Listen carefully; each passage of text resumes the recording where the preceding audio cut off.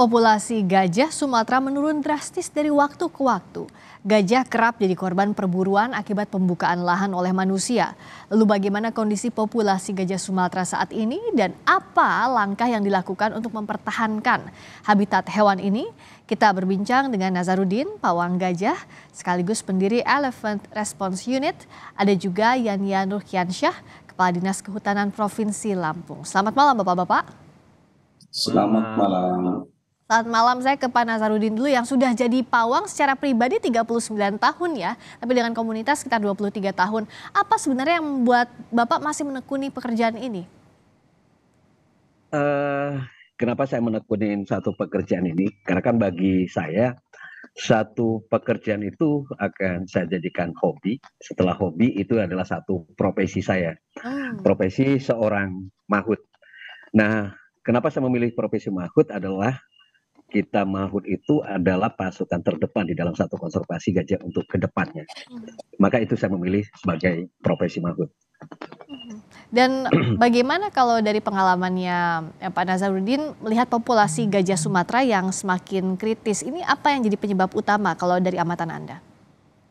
Kalau kita lihat dari tahun ke tahun dari berdasarkan data di kita, memang ada penurunan daripada populasi di kita. Salah satu penyebabnya kita sudah tidak asing lagi, salah satunya adalah perubahan daripada hutan menjadi satu perkebunan, dan juga ada beberapa aktivitas kegiatan ilegal yang ada dalam kawasan seperti perburuan dan macam-macam. Ini salah satu penyebab daripada penurunan daripada populasi gajah liar.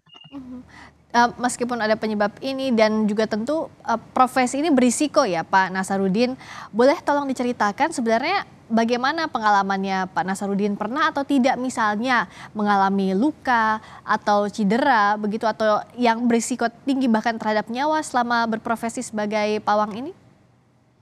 Kalau risiko, setiap pekerjaan mengandung satu risiko gitu. Tapi risiko itu kita seorang maut udah siap untuk menghadapi satu risiko. Dan dibagi diri pribadi saya pernah mengalami satu risiko dalam satu pemasangan GPS Kolar. Pernah saya diinikan kepada gajah liar, tapi alhamdulillah berkat doa kita semuanya saya masih selamat gitu. Cara melatihnya seperti apa? Tentu yang sulit kan gajah ini gajah liar ya Pak Nazarudin. Nah ilmunya itu seperti apa? Bagaimana melatihnya bisa sampai terbiasa hingga kini meskipun tetap selalu berhati-hati saya yakin. Tapi bagaimana itu melatihnya?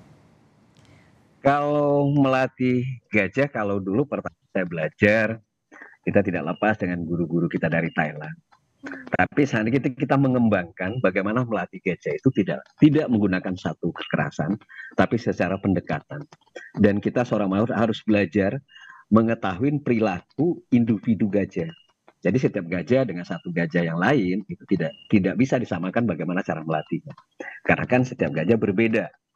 Tingkat kecerdasan juga berbeda, hampir sama dengan kita manusia. Tapi kami seorang maut melatih gajah itu bagaimana menggunakan hati nurani. Jadi satu pekerjaan itu kita lakukan dari hati nurani. Ya, luar biasa Pak Nazarudin ini dan kawan-kawan bekerja dengan hati nurani, berdampingan dengan gajah, bahkan melatih gajah liar. Kalau dari dinas seperti apa Pak Yanyan? Melihat yang harus jadi perhatian kan konflik dengan manusia ini jadi penyebab populasi gajah menurun salah satunya. Bagaimana agar warga bisa berdampingan hidup dengan gajah ini? Ya, terima kasih. Lebih dahulu saya sampaikan bahwa memang ini akan menjadi sebuah kejadian yang tidak akan berakhir kalau kehidupannya tidak mau berdampingan. Ya. Jadi nggak bisa egois manusia gitu ya, karena mereka juga punya hak hidup yang sama. Dan pada kenyataannya seperti tadi Pak Nazarudin sampaikan bahwa karena ada aktivitas manusia lah kemudian ada terjadinya konflik.